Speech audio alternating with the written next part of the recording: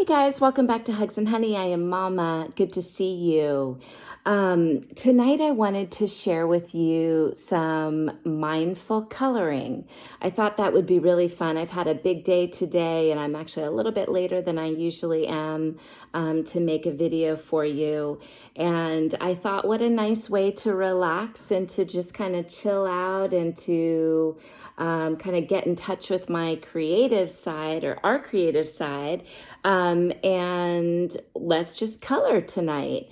Coloring is a really nice way to just kind of relax and de-stress, kind of let go of the day and have a good time and make something really cool and pretty and be very creative and artistic. So one of the things I wanted to share with you is that I am an interior designer. And in order to become an interior designer, I went to art school, design school, but it was pretty much art school. And a few years after I graduated, actually 5 years after I graduated, I became a teacher for interior design. And I taught a lot of sort of art techniques to the students so they could complete their design projects. And the way that we used to, one of the main ways that interior designers color is called rendering. And so it's basically taking like a picture, a line drawing, so just lines that look like a room, and coloring it in so that it looks like it's real. It looks like it's a photograph. So there is a sort of an art to that, a science to that, where you know, how to make something look further away than it is, or how to make something really look real, like you could reach out and touch it. So one of my favorite techniques and tools was to use a combination of markers and colored pencils. And so you would color on top, you would do a base of marker, and then you would color on top of that base of marker with colored pencils. And it's amazing how nicely the colored pencils they'd be really smooth, like it kind of changed the consistency of the paper. And so when you colored it with the pencil, it was really smooth and you got a really nice finish with the color of the pencil. And it was nice because you had a background, like an even background of a color instead of white paper in the background. So it just looked really, really good. And I just loved the layering technique of putting the marker first and then adding the different colored pencils.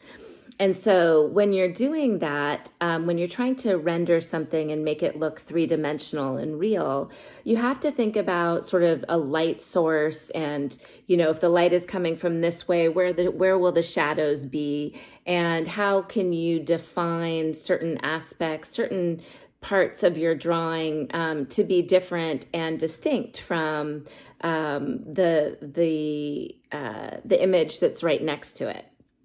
So anyways, I don't want to think too much about this because this is supposed to be sort of mindless drawing, but it's kind of like a mindful coloring meditation.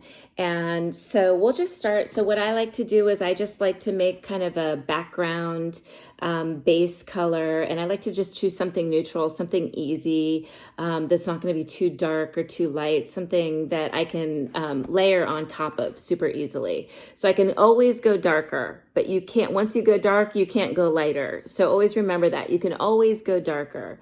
So this is the marker I'm going to use first. It's called Buff. That's like the color of it. And it's sort of this like tan color. And the way that I like to apply it to just this kind of paper, because this isn't really like the proper paper to use for a marker.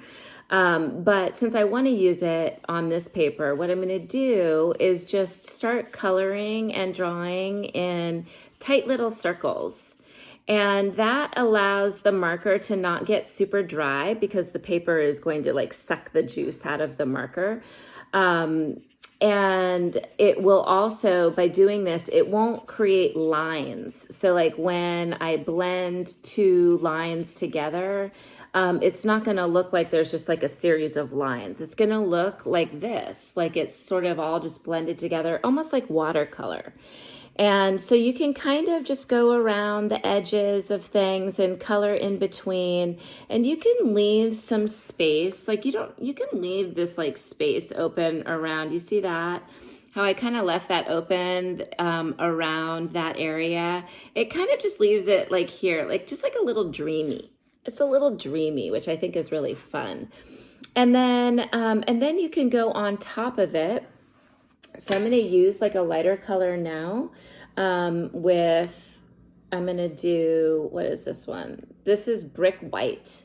So this color is called Brick White. This is a Prismacolor. I love these markers because they have the fat side, you see that? And then on the other side, they have the skinny side for very tight little areas and very specific things. So anyways, I'm just going to, as you can see here, I'm just going to put like a blanket of this marker. You see how I'm like, it doesn't really even matter. I'm just kind of going in this inner circle here, and I'm creating like a base for the center here. And it did sort of color it in. So you see that it's a light color, but it's very mild. It's very plain. And then I'm going to brighten it up, and I'm going to use just like a colored pencil. I'm going to use this light pink colored pencil, and I'm just kind of going to go in and color all the little triangles of this image. I think this might be a piece of fruit. I think it could be a flower. I'm not sure. It kind of looks like an orange slice or something, doesn't it? So I am just coloring in this, and it's a lot easier to color this now because I already have the base layer of the marker. So then I'm going to come in and I'm going to sort of add a highlight. So if we are imagining that the light is coming in from this way, I'm just going to add some yellow to kind of the center of every single one of these triangles, because that's really where the light is going to come in and show. So you can do that. And then I'm going to get a darker colored pencil, and I'm going to start highlighting the edges. So if the light's coming from this way, we're going to say that each little layer here is going to be highlighted on the right side, just to kind of give distinction. So you just have to kind of like line each line with a darker marker. And it kind of allows you to add shading and add three-dimensionality to your image, to your drawing.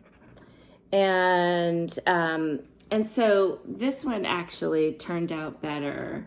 Where you can kind of see that there is separation between each little section there, and it looks like the light is coming in from this angle.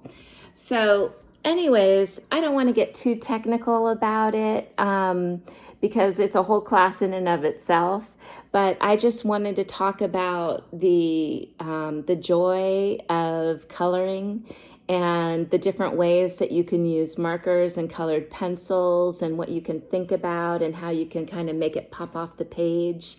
And just how fun it is to color and draw and use all these different vibrant colors and just create kind of your own little world, like your own little wonderland. So anyways, I just wanted to share that with you tonight, and I hope that you enjoy that. I hope you love coloring and can find it as a nice way to relax and just, have fun. And I just wanted you to know that I see you, I hear you, I'm here for you, and I love you, and I'll see you tomorrow. Bye.